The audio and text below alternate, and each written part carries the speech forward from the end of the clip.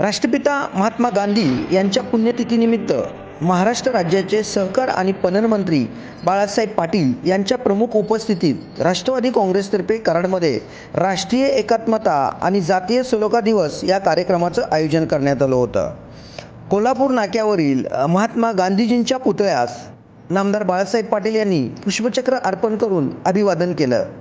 या प्रसंगी गांधीजींच्या अहिंसेच्या मार्गाने राष्ट्रवादी काँग्रेस प्रयत्नशील असून जातीय सलोखा राखला जावा या हेतूने संपूर्ण राज्यभर या कार्यक्रमाचं आयोजन केले असल्याची माहिती यावेळी बाळासाहेब पाटील यांनी दिली.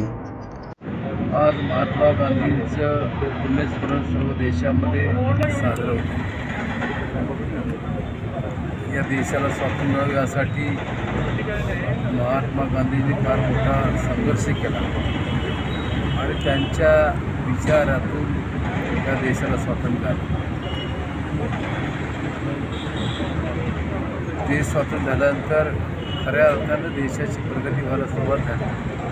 परंतु अलीकडच्या काळामध्ये आपण पाहतो की देशामध्ये हिंसा, त्याचप्रमाणे इतर गोष्टी, जातीय तेढ निर्माण करणे अशा प्रकारच्या कारवाई सातत्याने सुरू आहेत.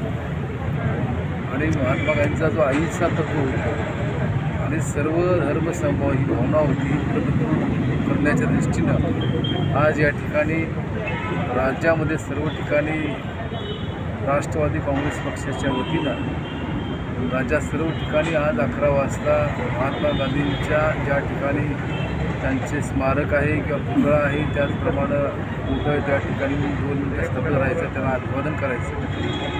आणि हा देश खऱ्या अर्थानं महात्मा गांधींच्या विचारानंच या देशाचे मार्गक्रमण सुरू आहे अशा प्रकारचा संदेश यामध्ये द्यायचा हा दृष्टिकोन.